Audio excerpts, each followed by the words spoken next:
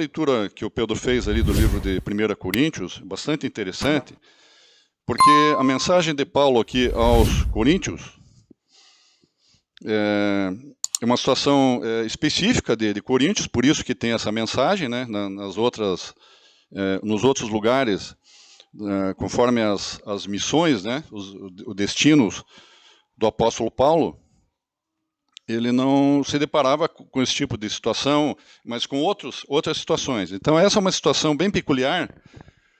Por quê? Por que fala-se aqui de que vos abstenhais das coisas sacrificadas a ídolos, né? Por quê? Então, se nós conhecermos um pouquinho lá da história dos coríntios, nós vamos ver que era normal, era uma situação normal, não era uma coisa assim do outro mundo. Comercialmente falando, a carne de gado, de ovelhas, né, a carne para se comer, se ingerir como alimento, por causa do panteão dos deuses gregos, essa carne era preparada para comercialização, mas essa carne ela era oferecida aos deuses pagãos. Então, isso que nós temos que entender. Então, por que essa mensagem que nós estamos abordando aqui, que Paulo era contra, principalmente considerando os primeiros cristãos da igreja de Corinto, os primeiros crentes em Yeshua, né? Que para muitos, fora os cristãos, era totalmente normal, era aceitável, uma situação totalmente normal, você comprar e comer essas carnes sacrificadas a ídolos. Não era nada estranho, né?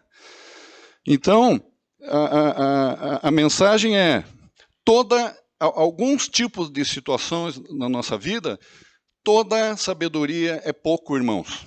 Nós temos que ter muito feeling, muito savlanut, como diz o Rabino Shula, né? Muito savlanut com algumas situações, que nós temos que esperar, temos que nos silenciar. Às vezes nós temos que, para não escandalizar o irmão, nós temos que fazer as coisas, às vezes, diferente daquilo que está pensando naquele momento. Então diz aqui a palavra. No tocante à comida sacrificada a ídolos, sabemos que o ídolo de si mesmo nada é no mundo e que não senão um só Deus, né? Entretanto, não há esse conhecimento em todos, porque alguns, por efeito da familiaridade até agora com o ídolo, ainda comem dessas coisas como a ele sacrificadas, e a consciência destes, por ser fraca, vem a contaminar-se. Então, aqueles que estavam começando, engatinhando na fé, né, eles ainda praticavam lá em Corinto, eles praticavam esse tipo de... Eles se alimentavam dessas carnes e achavam que não faziam mal.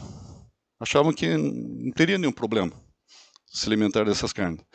E os mais antigos, na fé, os mais maduros, tinham, e o próprio apóstolo Paulo, eles tinham a obrigação de serem tutores, de ensinar os mais fracos, né? E não escandalizar os mais fracos. Por exemplo, se você conhece que aquela carne foi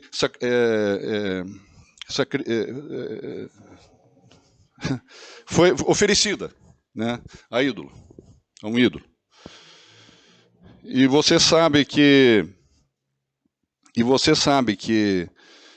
se você comer, você que é mais maduro na fé, comer daquela carne, embora uma outra pessoa vai lá e prepare lá um cordeiro, um bezerro, que não é sacrificado a ídolos, mas você come daquela carne sabendo que aquela carne vai fazer bem para você, porque ela não foi sacrificada a ídolos.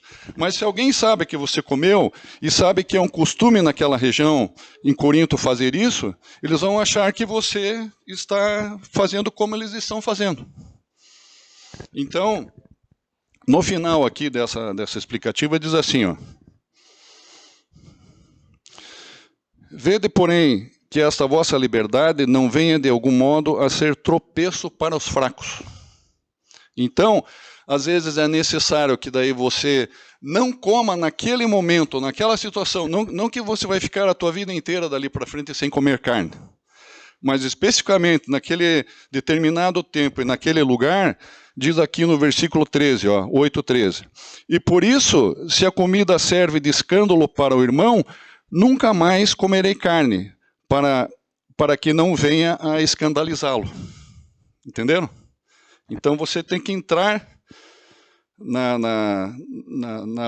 naquela situação momentânea, você tem que ter sabedoria, né, para não escandalizar, ninguém pensar, não, aquele que é mais maduro, o próprio apóstolo Paulo está comendo carne, então não tem problema a gente fazer isso, né? Então, lembrando que um desses, esse item no caso, que vos abstenhai das coisas sacrificadas a ídolos, né? Também, bem como ingerir sangue ou ingerir carne de animais sufocados, e também que era proibido as relações sexuais ilícitas. Lembrando que esse item que está sendo abordado aqui é um dos 4 itens do resumo que foi feito lá pelos apóstolos e pelos presbíteros em Atos 15, um resumo das 7 leis noéticas, né? O que era realmente necessário que os gentios, não os judeus, mas os gentios crentes fizessem. Então, por isso que haviam gentios, né, em Corinto, mas que alguns deles, os mais fracos, os mais novos na fé, ainda comiam dessa carne oferecida a ídolos. Então, foi essa mensagem de Paulo, e que nós temos que, às vezes, cada um de nós usarmos de bom senso, termos paciência, né, para não escandalizar o nosso irmão. Amém?